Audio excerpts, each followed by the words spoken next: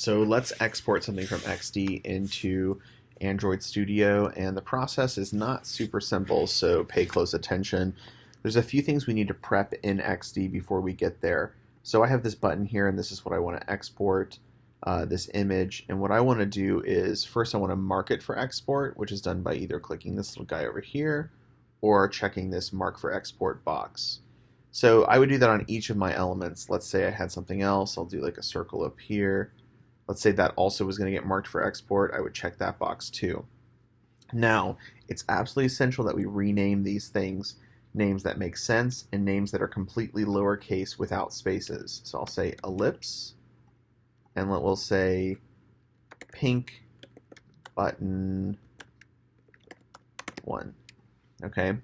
So just really simple names like this. All right? There's certain restrictions that you don't want to mess with in Android Studio. So now that those are all marked for export, I just need to go File, Export, Batch, and that's going to export everything. On my desktop, I'm just going to make a new folder called XD Export. Within that folder, I'm going to just make sure this is a PNG. We're going to say Android, and I'm going to work with 100% DPI. I'll say Export, and what it should generate is basically a folder that has a series of folders within it that contain all of my images at different scales. So different phones use different scales. Some that are, higher screen size and higher DPI will use the higher res versions, and the lower DPI will use lower res versions. Pretty simple, right? And you can see there's a slight visual difference over here on the side. So it's given us all these drawable folders, and these are folders that we need to bring into Android Studio in this structure. So I'm going to open up my app, and within my app, I'm going to go to my res folder, my resources folder, in my project window over here. I'm going to right-click and say Reveal in Finder. This is the way that I like to work. If you're on Windows, it would just be right-click.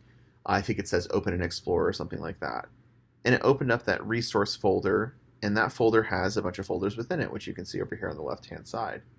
It's got a folder called Drawable, Layout, and then a bunch of Mipmap folders, and then some values. We're just going to drag all of these drawable folders directly into that resource folder. So now this is what my resource folder looks like. I'm going to go back to Android Studio, and we'll see if it came in. It did not. So what we need to do is we actually have to close and reopen the project. It's pretty simple.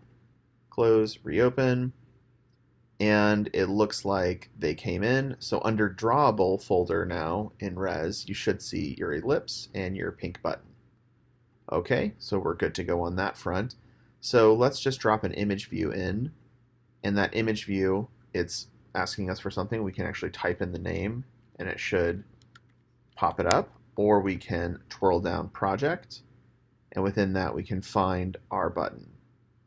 So I'm going to use this, let's do this ellipse first, and I'll say OK. So it brought my ellipse in, looks good. So that is just an image that's sitting in our project. Let's go ahead and constrain it while we're thinking about it. And then let's also go to buttons and add an image button. So I'm going to drag and drop an image button in, and I'm going to go to my project and find that pink button 1 and say OK. And it comes in like this with this gray background. So what's happening here is that I misnamed my pink button. I used a hyphen, which is a big no-no. I should have remembered that. So let's just go ahead and hop back into XD, and instead of using a hyphen, we will just put the name squished up like this. I'll go ahead and batch export that again. I'm including all of this because I think it's important that you see, even I mess up. I'm going to go ahead and open up that res folder again, and just delete the ones that I have in here. Drag these guys back in here. Hop back into Android Studio, and it looks like it refreshed, so I'm going to just delete that current one, add a new image button in here, and pick our pink button 1, and let's see if that works.